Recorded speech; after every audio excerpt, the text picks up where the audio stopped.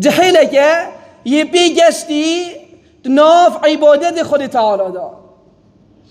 ای مزگینیه که مازن بیلته بیت ای جحیل اوی که تو قصد مزگفتید که قرآن و پیروز خینی و تو عبادت خود تعالی که شف راد بیه و شف نویجیات که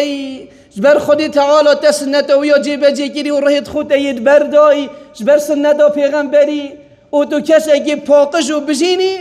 توی پیگستید ناف دین خود تعالی دا. پیغمبری صلی الله علیه وسلم گوتی آوی جحیل هنیجی دی رب العالمین دانی تا برسی بر عرشی خو. سبحان الله بومنیو عجیبه هندک دیکو باب ریگیری امان جحیل تنید کن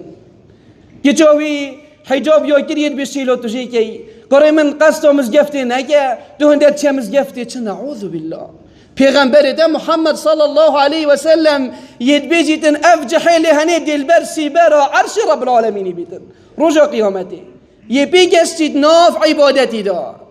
قرای یه پاقشو بجین یه تیگستی یه چیکا حجابت بر کس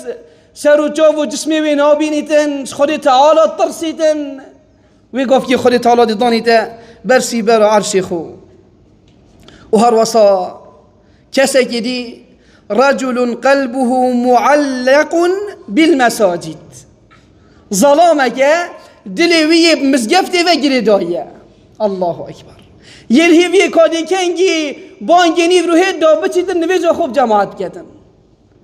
نویجا نیو رو خلاص با یلهی وی کنگی نویجا واری دیدن دا بچید نویجا خوب جماعت کردن او یه بردوامل سر نویجت خوب دلوی مزقفتي وگری دایه روزا قیامت دل برسی بر عرش رب العالمینی بیدن. یانزی کسی که برینو که بردوام یه مزگفتی بوی و دگل وقتی بانگی توی مزگفتی بله خود تعالی نو که خلاتک یه دایی و یه نساخه هر دلی وی مزگفتی ویگیره دایه گل همی بانگاخین که تیرید خوزی اجینو که مزگفتی با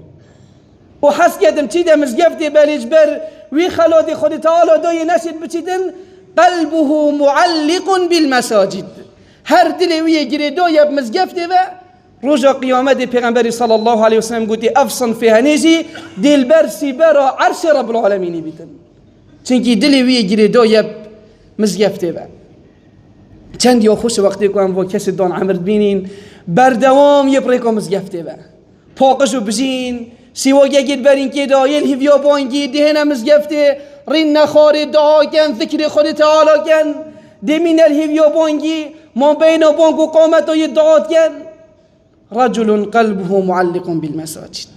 ظلامك دلي ويجري دوية مزقفتي با روجا قيامتي دل برسي برا عرش رب العالمين بيتن وجا جحيل بيتن دون عامر بيتن هر كشك بيتن اوي دلي مزقفتي ويجري دوي قصد امور خود تعالى كيتن يانجي دلي ويبي ويجري دوي اجبر نساخ يجي نسد بهتن اوي تاني همي اون اوي تكون بزنا رب العالمين دي روجا قيامتي البرسي برا عرش رب العالمين بن.